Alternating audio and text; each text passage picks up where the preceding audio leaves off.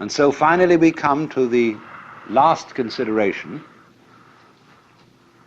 which is the question, in what way and by what means can an individual who is under the impression that he is a separate individual, limited by and enclosed in his bag of skin, how can such a person effectively realize that he is deep down the universal self, the Brahman? This, of course, is a curious question. It proposes a journey to the place where you already are. Now, it's true that you may not know that you are there, but you are. And if you take a journey to the place where you are, you will visit many other places than the place where you are, and perhaps when you find through some long experience that all the places you go to are not the place you wanted to find, it may occur to you that you were already there in the beginning. And that is the Dharma, or method, as I translated that word, which all gurus, teachers of spiritual development, use fundamentally. They are all of them tricksters, but in the most beneficent sense of the word trickster.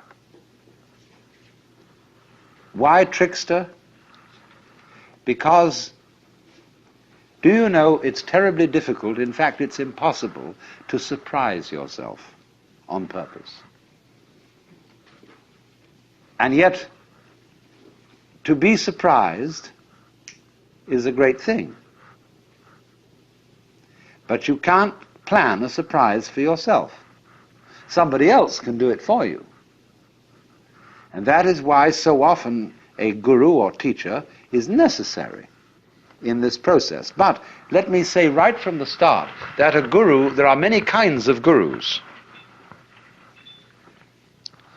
First of all, among human gurus, there are square gurus and there are beat gurus. There are gurus like, let's say a great Zen master today. Let's take Oda Roshi at Daitokuji, who is a square guru and a very good one. But you go through regular channels. Then there is a guru like Mr. Gurdjieff, who is a rascal guru, who leads you in by means that are very, very strange indeed. Then there are gurus that are not people. The gurus may be situations, a certain kind of problem or encounter.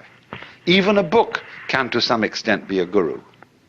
A friend can be a guru.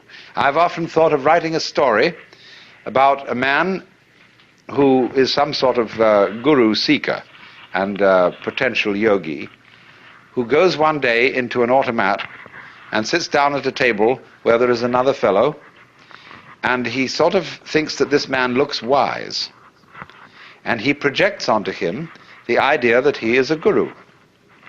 And he says, "I feel there's something special about you." And the man says, "Oh, really? Really, actually, there's nothing special about me. I happen to be an insurance salesman." And this other fellow says, "Isn't that fascinating how modest he is?" And then I want to develop this story step by step. They keep meeting each other because they both eat at the same automat regularly for lunch.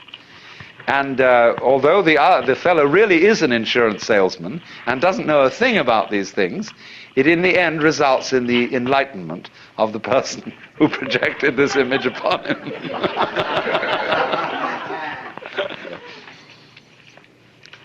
So there are, as I say, many kinds of guru.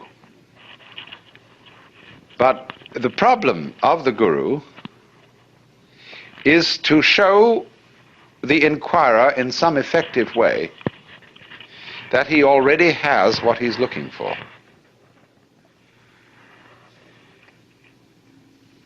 Now,